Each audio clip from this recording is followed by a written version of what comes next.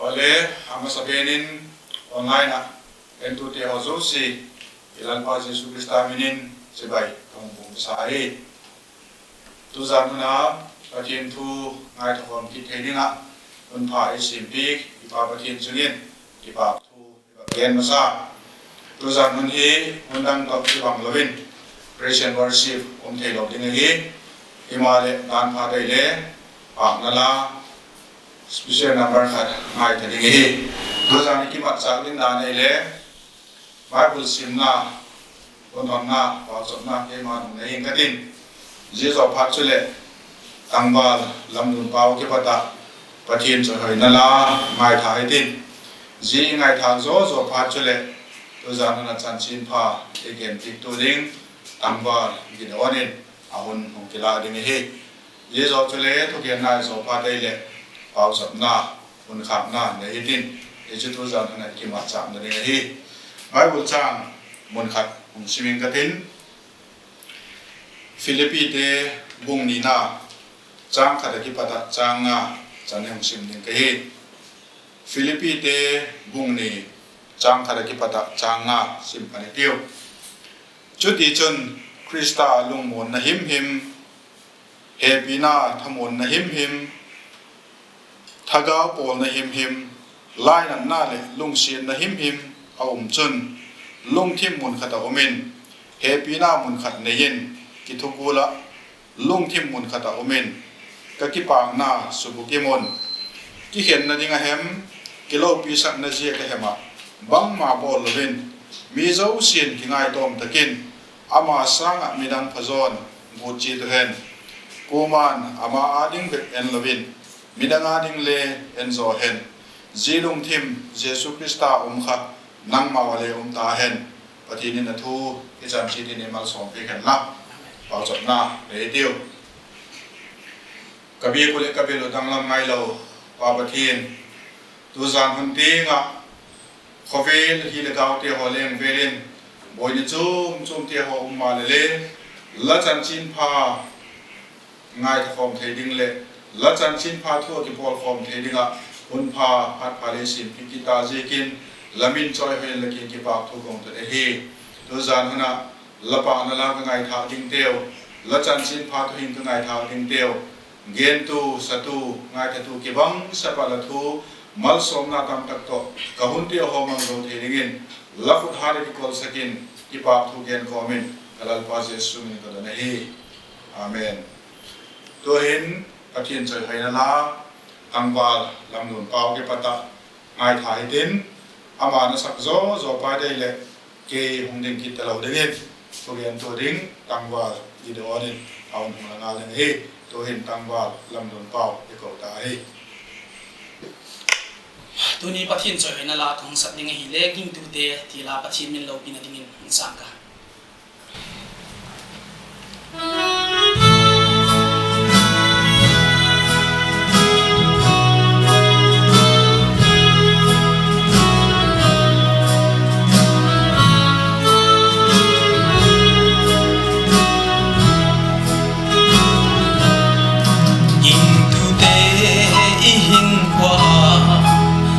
sat na tâm pi ấp lâm muam a hi po a thuộc ngin bul a ki pan bak cha na ki din them tu yen siat na la loi pa thuộc na le chan na lo in tu in qua khang the lo hal pa nung zui dim in bang kim chang ngam ngai a chan ha sa pen pen chu pi siak nung tim chan a hi bak chan na ke din them tu yen siat na la loi pa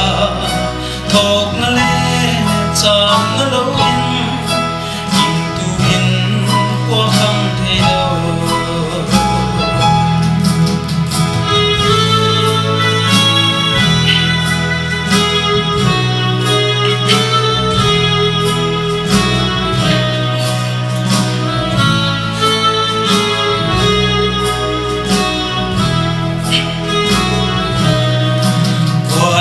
a hin na itin anei sun le chan dim wa le hin na chan chun a hin na a hum bitin khop chana ke din them tu ken siat na la loi pha thok na le chan na lo din king tu hin kwa khang the lo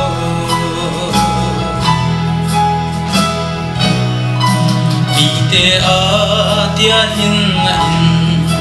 mani lam a thi na hi cross chung hun khen den in ti chengin hun sin tun se bak chat na ki din them tu ken siat na la loi pha thok na le chan na lo in king tu hin kwa khang the lo bak chat na ki din them tu ken siat na la loi pha thok na le chan na lo in king tu hin kwa khang the lo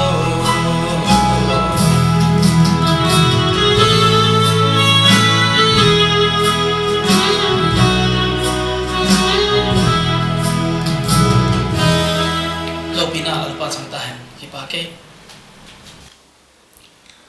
Tuzan online ministry ngai ta tu de zosi tungin Jesu Christa min chibai ong pukui tuni hun pha le dam na e pe tu I pau pathin ong sapenin chungin ki pau thu ge nu hi zole zigula tu gen thine di hun e gung ga ik tu iloi pate chungin le ki pau thu ge hi tuni tu ge deu hi a topic ding hi le ging tu te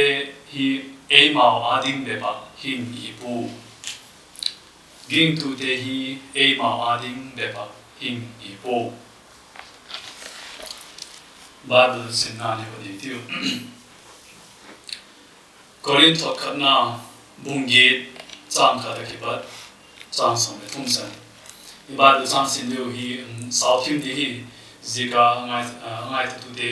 Zosi Bible Bible sin si ding ni chi hi Korinth khatna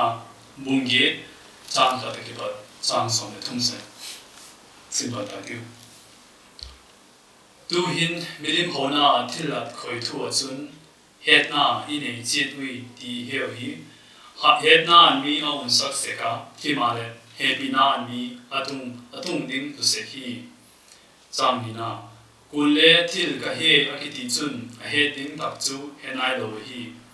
chang thu na min pathin a he pi chun ama nge chu he tin ong zo hi chang li na milim hona pi thoina til lat nek tu chun khovel milim te hi pa ma hi boy ti le pathin pakhat bep lo nga chu adang ahum boy ti he chi tui chang na bana hem le hem pathin min pu uma leo zigo pathin te le nal te tam tak chu ong himun chang na ema adimin wang pathin pakhat be oma ama chu thil zo si sim pa le ema le ama a iu naw pa chu hin ama zala thil zo si sim a le ama zika I hin naw lal pa Jesu Christa pakhat be chu ong hi chang se hina himale Ji het na chu mi zo sin ani pu hi ken khat milim ho sa him a hi zikun milim ho a ki thoina golin ani sek na laiun ti chun asiele pha he na ha lo chu a hi bu se kui cham dit na an hin pathin e nei sak pun tin ne lo le hin le isiet pi pun ne le hin le I phat pi dik pui cham kuna himale ji Lazare now chu mi halo te adinga puna ahung hiro na dingin chingteyun chang som na nangma het na nei mi si le pha het na nei tom ten milim ho na insunga lanek hung ta leo ama si le pha het na azong khal chu milim hona sane dinga tirhang hitalo ding la hem chang song khatna ti chun la het na zikachun ama adinga krista thita lasu bi chu laman thai saktai chang song ina lasu bi teo chunga thil la hi khiru asile pha het now hat lo chu lasu lim chun krista chunga thil hi khel la hi chang song le thuna zizik chun nek le chang zika puk a hiu chun pakhat pukna ding ka hi sangin sa ni lowin zo mai kha ki ba da chang sim chu i chang sa ding ka thin ngo so pi ta hen ba da chang hi sim pha de atang bia ba thin tu gen den a background mo a context si hung gen bi se ko hi is he can cut him so a background him alone a context him he again can ngai him the ngai dan khale ni se in hibo it is the background he give again part them the a context mo the again part to it a chang sim he a ji hi ke de se ke hi mo ai lo le a til a chi dan hi ke de se ke hi mo the sa ten again dan hi le so a big picture ten hi ke do se ke hi te fin to ading la ni le khang lai de he a tham de view football ki pati te hin tu khati le kum bang za ma sang hem kaloi te khatin video khatung esaka ji video se bang hem ni le top 100 goals of Champions League ti mo top 100 goals of Champions League ji khang lai te ni Champions League ti zo football खेलते हैं लोग football एंटे जो सिंचु हेडी वो तो ये lockdown है इसी का football ले खेलते तो ही जी Champions League a goal a kumte जो सिला का goal a होई पेन goal सखत अतेलो जी जो allow जी video जो आल सिलो ही जी जो आसित दान जो ही ले जो 100 की बात मो countdown about we ka 100 99 98 97 ti gula about we ka a first number san ka ti gula ka a series ka al simu ale a number 1 pen ka we can advance heavy teli hi ho Zidane mo Real Madrid ka khela ya aman background goal of khum ing pen ka zika number 1 goal ka rahi ile a number 1 sang le a number 2 na pen goal ka zika oi ka su ji na itu Cohen ni Ronaldinho Brazilian skipper pen Barcelona khela ta pen Ronaldinho a goal khumdan khawan chu a hoya ile a context si iba ele he a hoi su diga ji goal khumde goal khumna zo se bi journalist tampin commentary about goal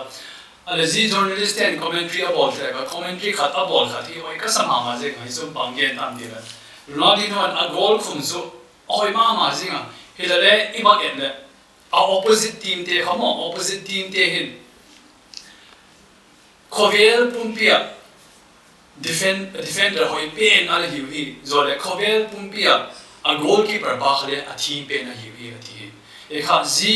te against a ji goal aba ball te khawang chu ana samo mo ina tiu e kha ji chu opposite team te ko hem ti le Chelsea a reida le ale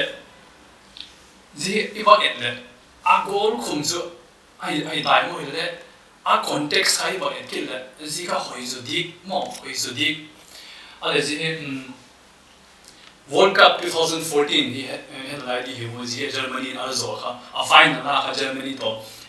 Argentina kite ta hi mo Argentina ka le zo ta wa hi le last ka Germany goal khumai kha zo ka goal khumdan khale chu a hoi ma jing ai le ji sang khale hoi zo kha ba hem ti ji ka winning goal ala hi mo winning goal ale ji goal khale a context be a background be a video kha to ku chu na ha ki sa le chu hoi su ki sa thoding hi le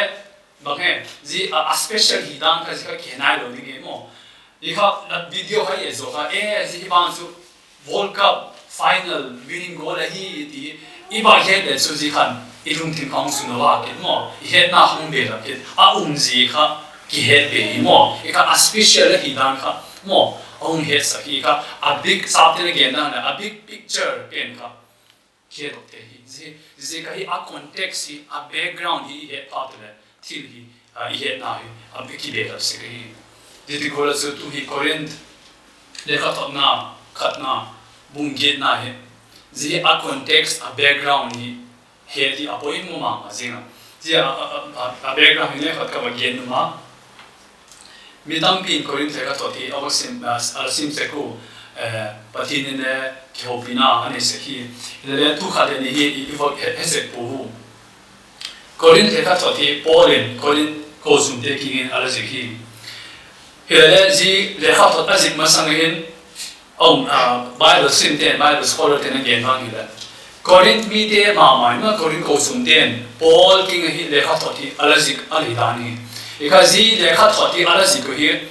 question tam pia dong mo issue tu chung chuma dong we kha ko zum hi ti dong ti dan ho be thi ala to ai ti dan hi ikazi Corinth le kha to pen Paul in ala zik pen hi ama hin ji adop na deu don huna mo a question answer bula hi ama hin ala zik he ye Corinth le kha to ti bak simple issue chung hi chung Paul angai lani ala gen hi mo ka sexual immorality he ma le chung he mo le bung ge na hin Paul in a issue a address na pe ni bang hem iti le milim ho te thil la chung chang mo milim ho te thil la chung chang jika milim apathi nu chung kha a thil la pa to le jika nek te lo hem di pen question chung kha Paul in answer hi mo ale chang khana hin Paul in ji bang ge tam a issue hi bang ti ko le handle ding hem bang ti ko answer ding hem ti Paul bang ge tam ti le he na ini che tui ti I heo hi he na mi on sak se ka himale he bina mi atung ding so se hi mo bang ge tam ti le he na mi on sak se hi eka Paul in he na ti chu knowledge mo knowledge Paul in bang ge tam ti le knowledge ini le chapo na hi te hi mo chapo na hi te hi Paul ki ti scholarly tak khathi min again dan hi le scholarly ten again dan hi le sorry Bible scholar ten again dan hi le Paul a scholarship a hoi dan hi a writing a kimu the ti sa til zina mo ka le kha to azina ji New Testament to Greek power ki a Greek a azit pen hi ji very scholarly ti ka Peter Hemelo le John Hemelo le Jacob Hemelo kha to abak te pha le Paul le kha to azit ji achum zet jing article anti-right ki New Testament scholar tonight ki Paul chunga research about la ka ma hi le khobel pumpi hi a top te la ka hi khate hi izo ma hin Paul chung sang hi bang gen tam ti le Paul scholarship hi a hoi dan hi Greek philosopher te Socrates Plato Aristotle din mun to ki bang he ti chuma mo ka Paul hi mi me ke lo hi ka a scholarship hi til he na hi sang to hi ka Paul in he na ki ti knowledge ki ti mi cha po na pe the ti chu kilom ka sa ke mo eka ama kilonga skunya gen ti dem ka ti mo eka ama hi mi me po scholar ta ke ji a scholar til he na in bang Paul the ti he man al he ma mai ile a chang ile amara mi bang gen ti ta ti le himale he binan mi atung ding zo se hi ka ti himale he binan mi atung ding zo se hi Paul hi bang ti gula scholarly hele ama hi a balance ta mo a balance ta ni ka he na lam zo ge na ama le he na zo la ni ya hele happy na hi ji apoi mo da ni ji a kisulang hi mo a kisulang hi chang lina pa chang gup na hin Paul in he na me robin pathin he na tu hi pat takin on establish kiti eka pathi ni ko he mo gen na ko he isu Paul bang gen tam ti le ipathin lu hi ilalpa ipathin hi ama tilonga ipathin dam ompoi mo ama tilonga ipathin dam ompoi zi khovel bilim hote bilim te hovel se so son thona ben ti mo mi pathin chung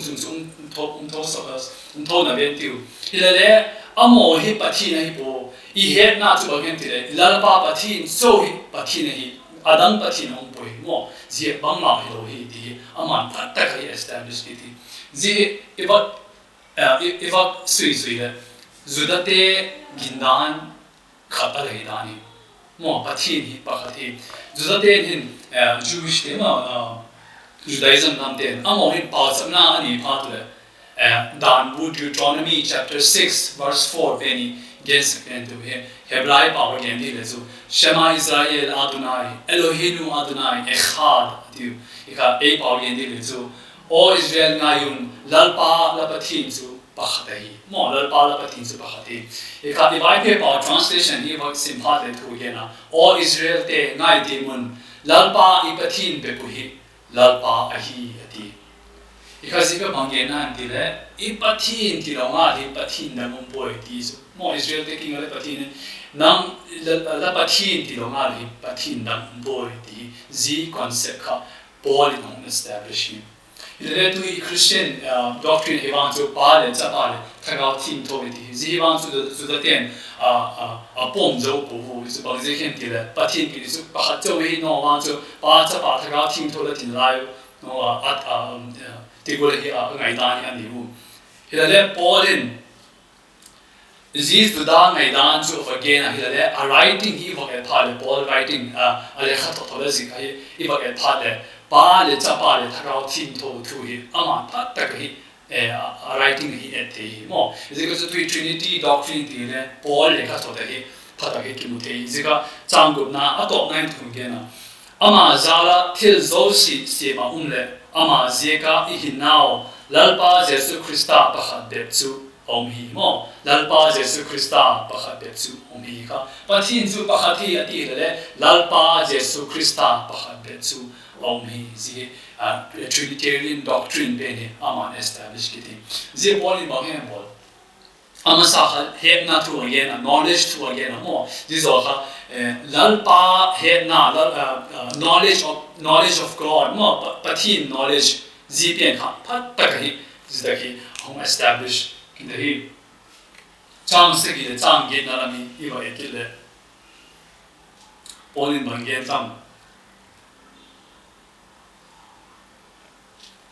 Himale zihe na chu mi zo sin ani po hi ati mo himale zihe na chu mi zo sin ani po hi Korin ko chu na hi om dan he zudate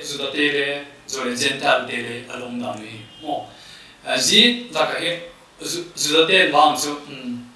milim ho di le chu mo abui po vu hele gentle de he zilam hi ne ka bui thimu Azik tu general te Christian hi masang hi mohen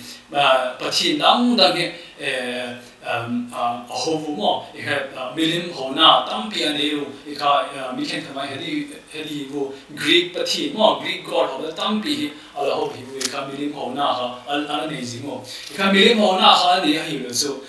milim hona thil la le ala nei se mo zika zi concept kha mo dung thim kha ala umjing hi mo ika general te kha Christian au hi zo pha tu khale zi ngai dan kha nei dingin kin sak lo me mo zi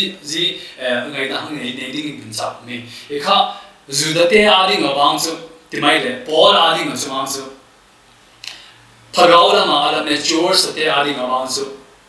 thil ne ki ti mong chu pathin asepi thil pha hi ti he mo sun ai thin mo ilale general te khan ji ngai dan khala ne lo hi zika kha agin dan kha tu ile chapang la no they still not mature in their spiritual maturity mo jisu mi khen khaten milim hona thil alaklam te kha alane kha kule adang te khan ji kha mu le so agin na ki pati bu the hi ti Paul concern ala hi mo ekha zi Paul concern kha banghem ni ti le zi azale na ani bu kha Krista ni Zelena ala ni khazi kha bangti gula mangwe mo zi azrena thil manna pe no kha Krista tana opite pukna la bina puye mai lo le din don la bina puye ti kha zi kha concern hi example la ni le chu missionary te evangelist te ma di go munchum chuma Hindu sakhulam North India himala South India movela ko chuma to phatule concern na pe chu bangin tile zi a ko chuma sakhu chung ki pat hum convert te kha Christian hin ko hing la yu kha agin na ma sa kha apu ki kha ri kha alo pe vi mo zi pe kha a concern kha ala ni zi mo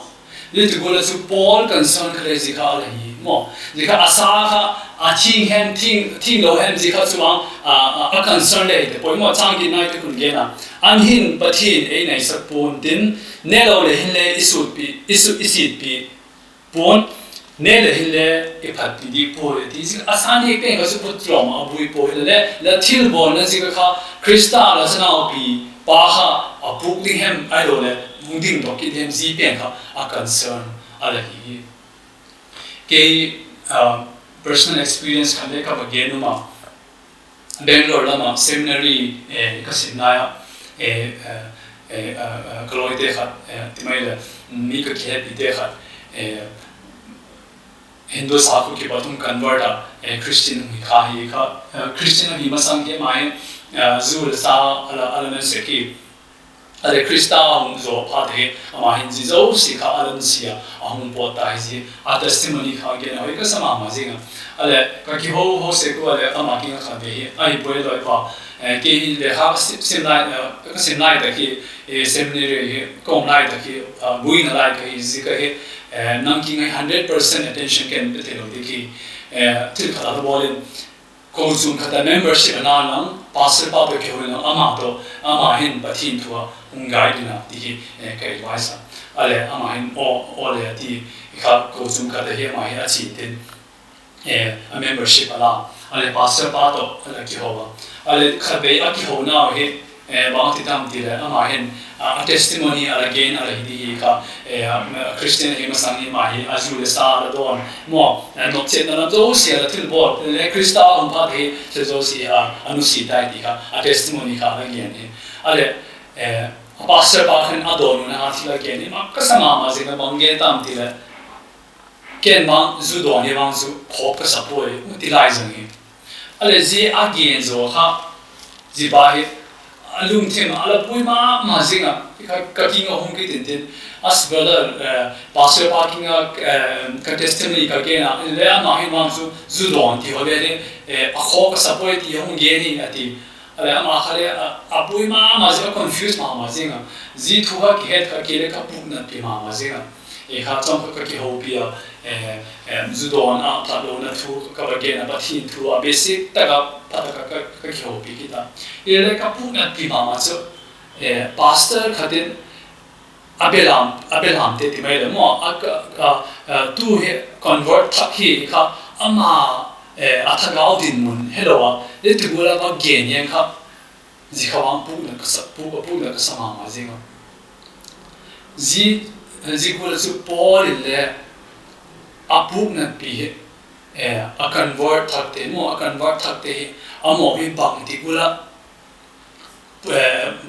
din do sang hi ti al concern in pen khati ala hi ji Paul concern hi ji ka hi ama hin zalena sula ne yu le ji zalena chu bang ti gula na mang ti ama mang do na hi ale ji bung gen na hin Paul in ama sa pen hi he na lam hi agena zol pathi ni he na hi knowledge of God no pathi knowledge pen hi agena jizo kha zi knowledge pen kha ko chuma mi khen khatin ani po ya ti mo jizo kha zi knowledge ani lo lai ta ko he bang ti gule he pinan amo he pui to hem ti ama concern hi zi sunga kha a point kha bang hem ti le zalena Krista ni zalena la ni le so zi zalena se bang ti gula namang wen ti ama point kha le hi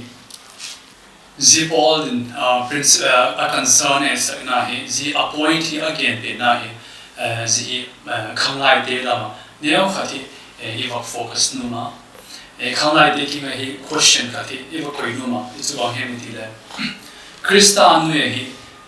kazalen dai mo Krista nu hi freedom kamu dai ale zi freedom zu zi zale na zu nang bang ti bula lamang em mo bang ti bula lamang em zi zale na zu la Krista su video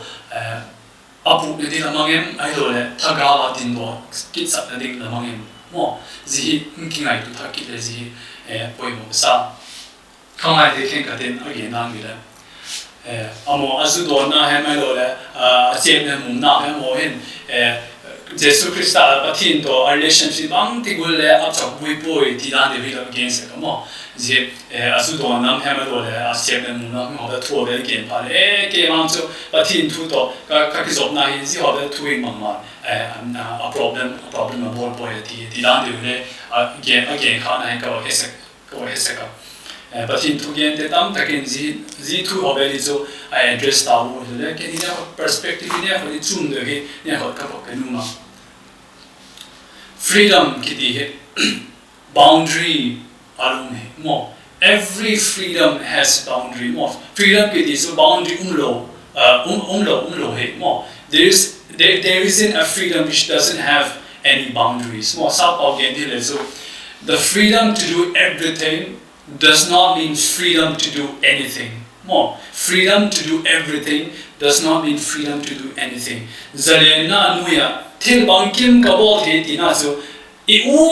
bol he tina le hidi lawe mo. Is it to freedom ke di boundary? There is always boundary to it. Mo ekha tu India he India gam he 1947 he freedom on mutazare na ki muta ile zizare na muzon khare constitution sima law dan sima ka zidan ka ki botke ki thelo mo to ile India citizen he India ko bi he zum he ki de ile a china mun he dan hi jing hi zidan ka zui nga hi mo zidan dung zui ka chi nga ka free ki hi ile zalen ta ka ki ile zizare na ha freedom a boundary ka ala umjing na lai zi freedom a boundary umna pe ka polen zi pen ka again chet na he mo ka Christian we smang zere na ki ne tai le a boundary he ti so ka boundary ka bang hem ti le zi zare na la ma pe ka la Christa su pe te la chana pi te amo apu ne di hi le chang so zi ka bolo de mo zare na la til bo ka bolo de mo zita ka a boundary ka ala sim ta he mo zigol se tu hele zale na nu he mo Krista zale na nu he til bang kim bang di bol the hele I he diu zu hele chu zi til bol na bang chu isu pi te hi mo izu do na he ma lo le che de mu na he mo isu pi te hi amo chu he bang ti ul affect a hem ti question mark equal singa hi mo ka hinda Christian hinna ki disu lalpa Jesus Christa to a relationship so khai da pop le zi khera khale adang dang te chu le bang ti gul effect a hiem ti kha zi kha question ala ki disu bang zi khe ni te le Jesus Christa nung zui hi pha le Jesus Christa nung zui hi pha le ama Christian ama chunga hi gin na I ko pha ama chunga hi I na I ko pha le gin tu dang dang te adile a responsibility ki ne mo amo tagawa pui tu ading a responsibility ki ne itu bang hem yen no sui le ging tu te hi e adibe gi ngai po mo ging tu te hi e adibe ki ngai po adang te ading le ki ngai we Christians are not living only for ourselves we Christians are living for others as well zi khang lai den I he poi mo se mo zi izale na definition le ta ka hi ki en chi ki de hi doim ka se kha be ka ngai tu pha le khang lai de zi a he the lo na he a zi khati ki ngai na khati ka lo ne isu bang hem ti le khang lai hin ko a responsibility ki de lo hi mo e ka responsibility ne le u dan da ni si u dan da ni bo lo ka ke ki di ken what I want more ke ka to he bien kha zi kha ki doi mama hi zika ki bo lu mama hi ka sabtin gen na le zi self centric mo nature ka ala ki ne zi ki ka zi ka lai ta ki kuma nui le ki num lo kuma responsibility ki la num lo a career hai a thil body pe hem zika ala ki bo lu ten mo thil bo lu na pe ka zika ala ki zui ten le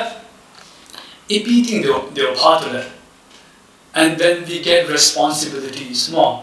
Zi hun part le zo responsibility hi mu part le zo itil dang dang bo part le zo ikingai tu ngai beng mo zi itil ka bo part le hi midang te he bang ti bula I affect them mo midang te he bang ti bula I affect them zi ngai da ni hung nei pan ding hi mo ikha Christian hi ti zo when you get mature lalpa Jesus Christa nung la zi phala zi lam pi la si part le you get responsibilities mo zi ngai dan kha kinei be ko zum sunga ki le khang la hom ting ting la ki mang se kai e ke hen la kum som ni le khat som le ni ti vel kai lai khang la la ki mang ke hi ale zi hun lai he ke le bang e fashion nam bang he ka bui pi ma zinga be ha ki ban dan ho le ka ki bui pi ma zinga e kha ji hun lai he sam hi ka hoi sao nu ma e kha sam kha de ka hoi sao ba ale ke kha le khang lai te la ka le mi te kha long he so hi ale kha be ni na bang ka ko zu ma ma na bang kha the ama hen ama kha le asam kha hoi sao hoi sao ba ni ten ale in sung kha nu kha na le boy bang singa la sam la hoi sao hem la sam tu tan ngai lo hem ma ti le ama kha ne bang yen tam ti le u gi dio ni le sam sa sao khalam ke da ka su sao ding he ha ti ale zi kha zi thu ka he le kha ke kare ka sa chama ma jinga kin ta ka sam ka ta na ana zi zo pha da ka chama so intentionally wants ka sam ma ka su sao ta poi mo ki kha sam su sao ti le su ki doi tho di ka mo affection nam pang su ki doi tho di ka hi le Christian hi na mo Christian hi na dal pa Jesus Christa nung zu hi na hi le su e le mo pu na ha ki ne mo e le example kha e pi nga hi li kha bang ti bo la si ho de e ti bo na smang tam ben ti o le mi dang a ding hi sacrifice le ki bo le mo mi dang a ding sacrifice le ki bo le ki pe do hi mo zi pe di zi lung ti hi in nga hi because we are not living for ourselves we are not living for ourselves mo khangai te adi taka posal te amalam pha le mang su nang mang su leader ki ti lo de le amalam pha le su mang su zi dong le pha le zi cha dong le pha le in sung pa ki ding mo in sung pa ki ding e kha zi pha le chu la u le la da le bang lo le da le la in sung leader ding le mo ta ga la man la lead ngai ding la guide ngai ding mo ale zi la guide ding su nang example le pe ngai lo di le mo nang example le pe ngai ding e kha tu i bang chu hung so na lai ye pa ka ki chen pha le pa ka ye pha le ka hi na ho le hung sting ka la ti le chu bang chu ji bang chu bai hi de lu kham mo e kha tu hi pa hi de mo pu na ram la doi le chu bang mo pu na pa ta ka la ni la ti la tu le chu bang chu tu ki pa di la pat to ngai mo tu ki pa di la pat to ngai ji kha zi mo pu na example hi bang ti bol hi di hem Christian example bang ti bol hi dem ti kha tu ki pa di la pat to ngai ke po zi story kha tu ma ye kha din su he po school kha the now bang kha the hi ama he ta pung pa ta kha the le ông da he ma he mi til ho le ban ho le ala ku se ki tin nhau sa ta ala ku jeng se ki ala teacher de hong he to ko ni kha the ala apa hong ko hin te na mi parents teacher meeting a ko hin te ala ông da ka pa ki ni na ala pa ki han te la cha pa hi so apa ma jing le le til kha ti bu na kha te ni ma hin student te ai lo le teacher te ai lo le class ho le til ban ho le ni ama hin abu se ka zi ka cancer ma jing bang zi khem zi dong le pi the ni ma le apa kha zi thu ka angai kha shock ala hi ma jing e kha bo gen tam ti le ma lom ne ke wa ka shock ma mai azi chu ka chan thil zo si adoi zo si ken ka office ki ba khang choi ma ka bek si ve ang ti apa khan athu nan ka he kha ke ro mo apa bo zo si kha acha pan na bo le so mo acha pan na bo le so e kha apa an mun chung ke ba mi hello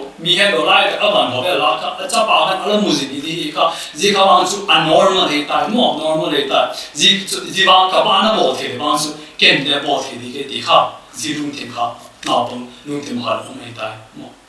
e kha en wang chu u dan dan kyung me the hi Christian hin ko ma u dan dan kyung me the he le ji kha la wang chu mi dang dang ken en kyu kyo he mo en kyu kyo he mà ba là hiện để chúng mang số lá cha tiền mang số là thiệt bổn là họ được phẳng em kêu kêu đi cái khác là thiệt bổn khác xí ấy để chúng mang số normal là quy định mà này chỉ không duy mấy đi mà này ý hết rồi thiệt phá sang mà thiệt phá lỗi thì duy rồi nung đi mà nói mà thiệt phá sang mà thiệt phá lỗi thì duy rồi đi nung mà nói vì cái không phải thế example hi apoi mà gì Zi mopuk na kiti ea tagaw hin kuto tuwe. But it's not just about our spiritual life. It's about the spiritual life of others as well who look up to us. Mom, who look up to us. Zi wang ki kain tu thakit le apoy mo hai. Zi wang ki kain tu thakit le apoy mo hai. Zi he Paulin again na pen tu he. Zi ka ko zoom iti pale. We are all brothers and sisters in Christ. Krista sungai chanao ki supi ki brothers and sisters ki ka mi kha le kha thagaw hin khu ki thu bina ke pangzi ki mo amo tin do na ki pangzi kha zale na su long ta mo bol na ge na de til he na su ki ni ta ti su mo pa thin thu knowledge su ki ni ta ji go la tu na ngi le pa thin thu su knowledge ni ta la bible le bangza be sin ta la bible thu le bangza be he ta la pin thang na thu le na ngi la doi su gen ta la hi la le ji la he na la sa le na su bang ti go la mang em mo bang ti go la mang ni kha ma te la su don ai lo le la che de mum chu na nge ma su kho so ni le le adam ja di ma kho to di ji wang su ki tok the wang su u tu me kui ka ge nu la sam phoi sao tio de chu ki doi tho kam le ji mi da ma din ki pe do ki mo mi da ma din ki pe do ki zu bang ji ga hem ti le happy na ji ki mo happy na ji ki ba na happy na ki di powerful ta lo he love is very, very powerful. Mo happy na kidi powerful ma mai. Nang la in ko ki theng ni til chuan chu lo me the di e ya di ki theng di wang chu hak sa thim se ka ile mi happy ma ni le mi ma ha ni le chu ama ding chu ki theng na me mo ki theng pe mo e kha tu ni na di be na di wang chu ki theng lo me the di le la mi ma kha la mi he bi ma kha da ni le so ama di be ke bang ki theng ku mo ama di be ke bang the bo te bang hai ku mo e kha nang chu wang chu nang philosophy chu me ta le la nung zui te mo la nang hu te a di ma bang chu amo a di be ka bang chu pan la di be kha ji kha poi mo ma ji ni mo ji kha poi mo ma ji ni ji pa da ki nai to ki te ji poi mo sa he ji le sacrifice di wang chu athil bai lam po le happy na zala ji la ki pek thi na pe ni wang chu thil tu pi pe ni ba ni bible he na le chu dan pa pathin happy na ki it is sacrifice, it is sacrificial love ki ji wang chu hem poi tu mi I happy le chu wang chu sacrifice ng ji mo ji la sacrifice na ka bang la sacrifice ng ding di question ni ki no ke le ba kama de address tu khati issue khati ke address ti nu na ji le chu dressing mo ki ban da ni ji khangai te la ke man so yen mun ka yen ngam ko ti mai la ji so khangai te a ding le khangai hu ne fashion ki ban ti le ji he kho ki sak lai ta ki bui pi lai ta ki Mana zi khang lai ta ki mentality le ti mai le self conscious ar ki ma azima how do I look ke bang ti bol ko me mo ka sami achi da ni bang ti ko na ka me ka pe bang ti bol ti wa me le til dam bi self consciousness ar ki ni zi ai ka zi ra ka addressing i bolan ho le khale alu bi ka zi wa zu i wa ke ti ma zi ka zi this is a stage of our life where we actually give importance to such things no perspective katika shared numa it's about him that dressing can be a mode of communication more dressing can be a mode of communication me to communicate the dressing ikibandan ho very medium kathe more it's about him if you dress in a particular way you will attract those people who dress in that particular way, in that same particular way. If you dress in a particular way, you will attract those people who dress in that same particular way. More. This is equal to missionary, evangelist, in a particular call Gamma endless of an arm thing then do more. A cup kurta hammer or the sari bed and become music in that amount connect numerous more. Bihar si Pala Bihari Tegula Maki Manam or Kale, Bihar Tegula Hakibanu, Haryana to Haryana Tegula Kiban, Rajasthan Chula, Rajasthan Tegula Kiban, Tamil Nadu Chula, Amo Gulakibanu. Ikabang is that they are trying to make communication with people more. They're trying to relate, to connect with people more. Zika addressing now communication mode medium more. So you know, if you dress in a particular way, you will repel those people who do not like the way you dress. More. The dressing sense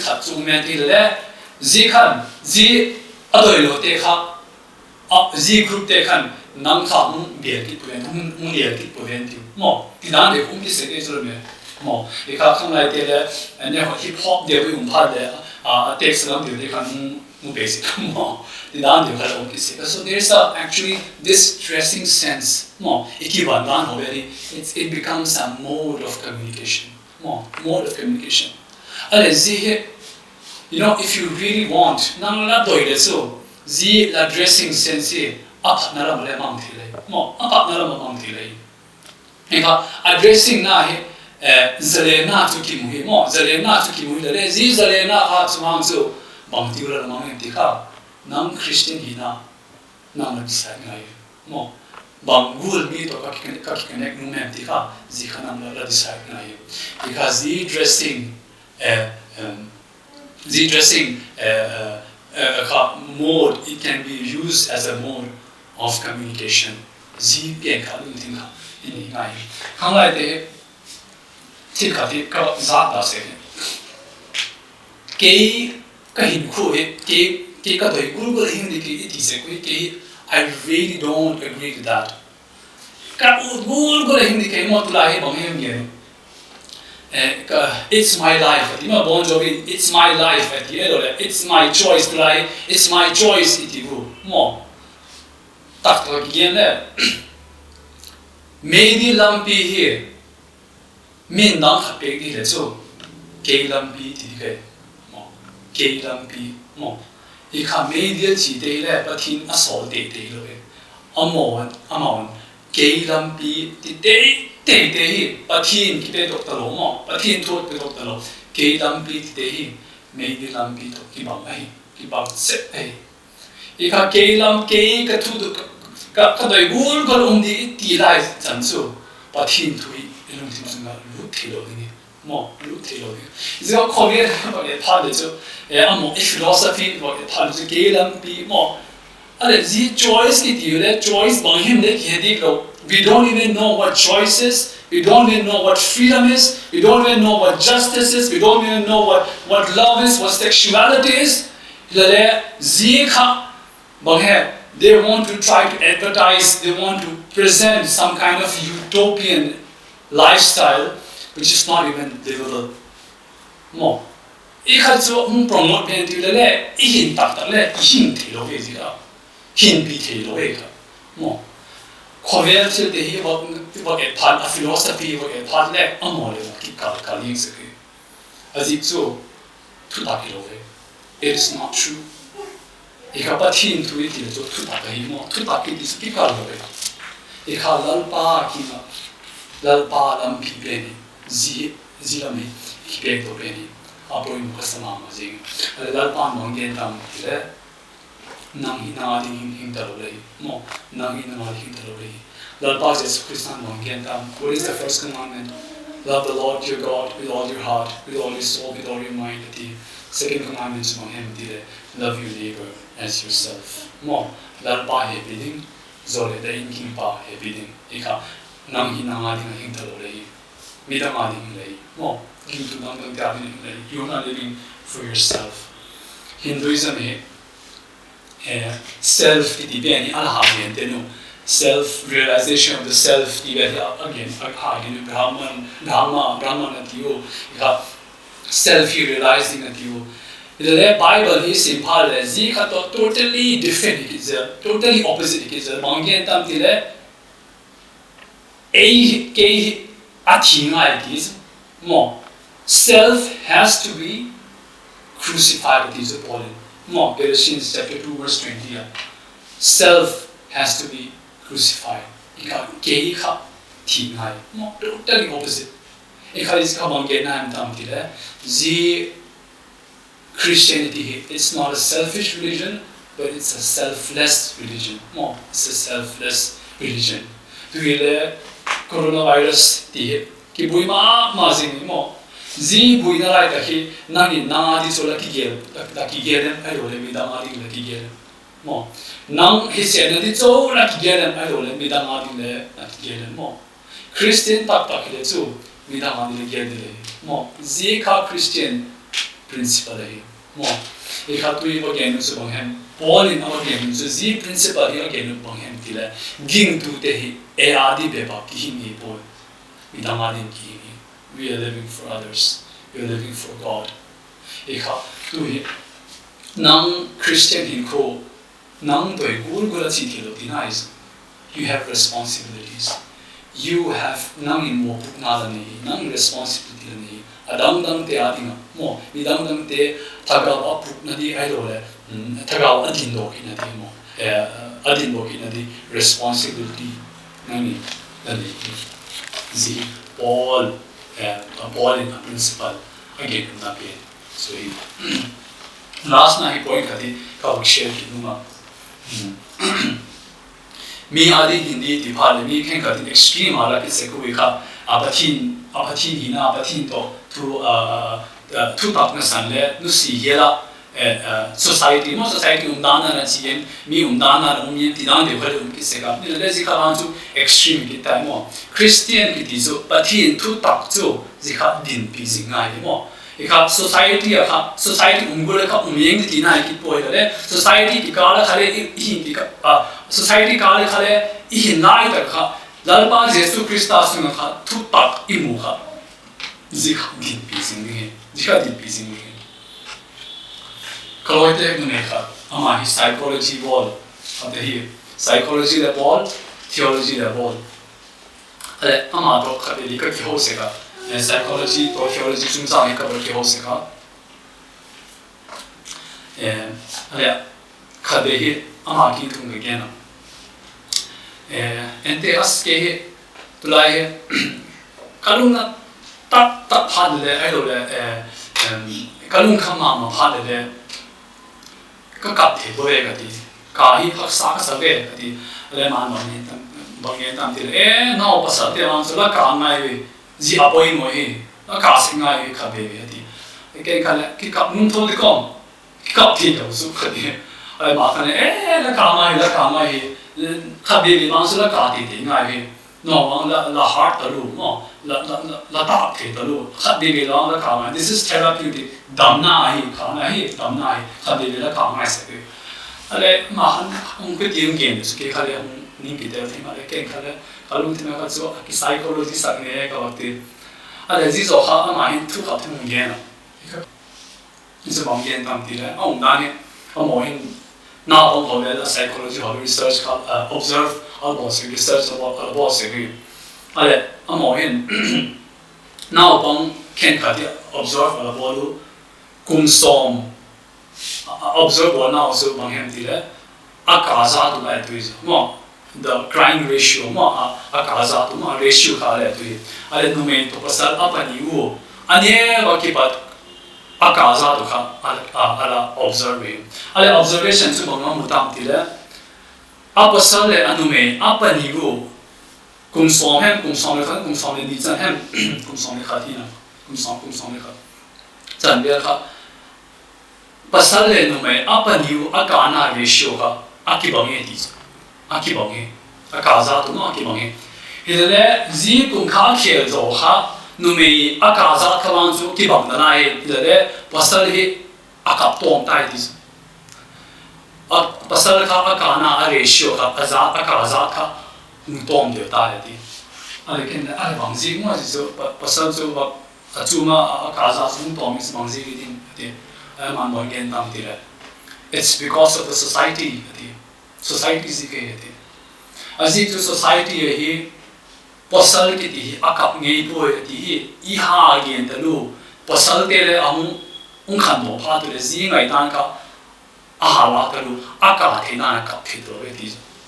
mo e kha ani lai ba chu kap zing pha ta ka kap zing me aka the na kap hi a ratio le ki ba hi le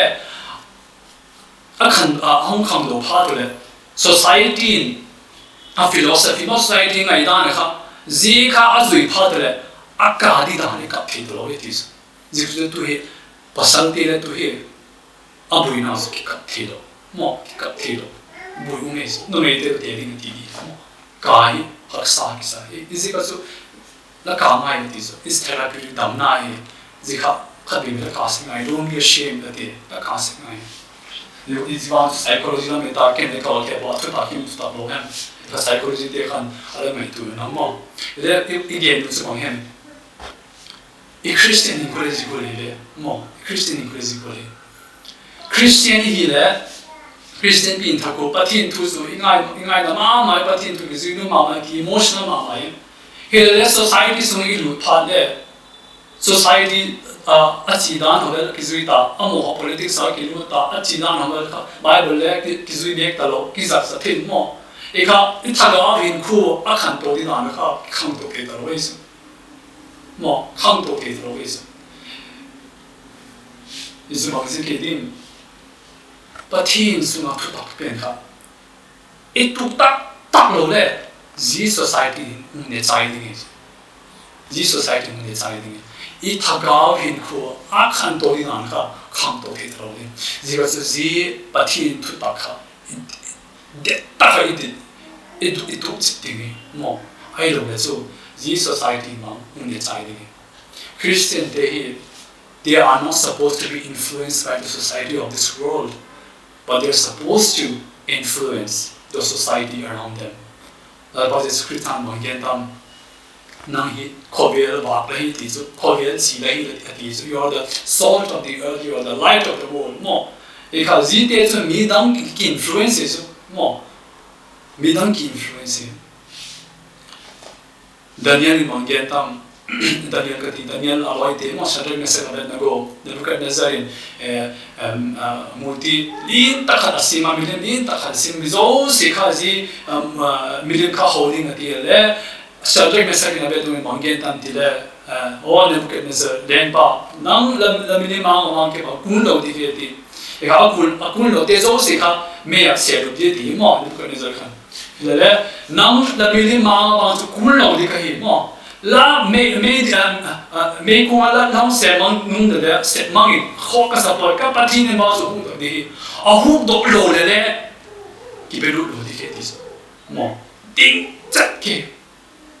I kha Christian in ko ke dis so tu ta hi din chat ngai I kha I ba gen ni so hem zi balance ngai mo I balance ngai I kha tu ta hi din pi da lo tin kho ve tu le la ke lo ti di le ki do mo rồi society le i bui pi lai ta cái thu tak ki ti i he me liang di kha i conviction ka i compromise ni ti na le ki lo mo i kha apan ni kha balance mo pathin pin na balance ka bo jing thi ji ala poi mu ma ji ni ji i point ki gen i gen pin ai long hem ka mai te ji kha le ki le poi mu sa ma ji i gen e i now in ging to day e ma dim so in the lo hi mi dang ha dim le ki ni gì cái một nào gì cần để cái ngày tôi kết thế cái gì tôi sắp mà gì gì cái bảo thiên tu để nói bài nó để chân tu để trong trái cái này chân sự là bảo thiên mà xong cái bài xong cái bảo sinh nào đi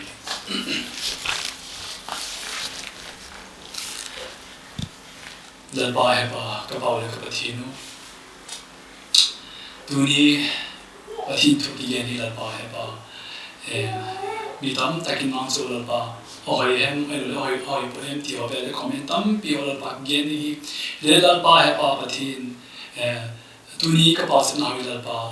the Christian in kho he ola pa in nai ta ku mo pu na lin pi ta khati ola pa ki ne hi la pa si he mi lo ding ola pa na kin kong si ki tu ola pa nu si takin la pa tu ni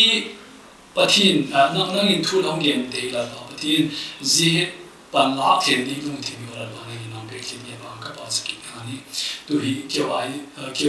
kinh tu te kêu ai đi chỗ gọi là kinh tu lo hi mi dang nang tia thiền này kinh cái gì ngày gì hiện nay gọi là ban thiền này nằm bên kia nhà bạn các bạn sẽ kinh ngạc bỏ lên gọi là ban concern đi na bên bên là ban thiền gì giờ lên nó nuôi bằng tí gọi là cái giờ lên na tia phi là ban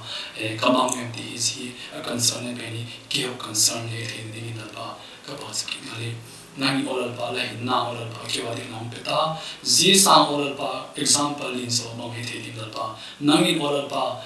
adang te ading ke wadi oral pa la hin na la pe ko din pa ke wene ke wadi chowi lo din pa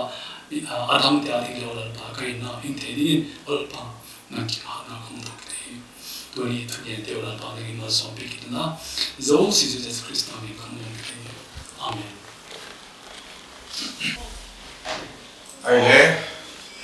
và trên sở hữu là ngày đông tạm mấy tăng vào làm bùn bao cái bà đinh là ngày khá dễ dò chân tăng vào đi đầu ăn cái bà đinh và trên thực hiện quay một tạm mấy là ngày thế dấu ta tụi nó là online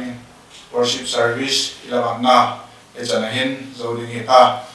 thì program sung buổi nào vẫn mong muốn hết là cái buổi tu và bữa hiện chứng nhân về lên thì bảo tôi và nghe này hôn dấu sĩ địa họ và trên của đó thì bảo tụi em na đấy hôn khám na bảo sớm na hôn này tiêu bảo sớm tiêu ai happy to bảo bạch thiên là sao thì bảo sớm na năng mai những ngày thảo pi cả là bằng là thì ngày thảo in là thuyền bằng tam tam mấy tiêu họ ngày thì dấu thuyền đại in có mô và hôn sung buổi nào bấm mong đồ hiền lắm program teo ho itu tak mai ni mat so pita zikin laki in ki ba tu bong te hi la pa na la kasak teo thu rian teo ngai thak teo ho mi hi na do la gen khil gen wa te om khamai the jo sum ta kin lu si de ngai da ma ki ma wa ni thil pha ka mu teo ho ka het teo ho ma sa te dingin nam man ta chan si to imal som bi dingin ki ba tu gen komen kalal pa jesu ni to da hi Amen.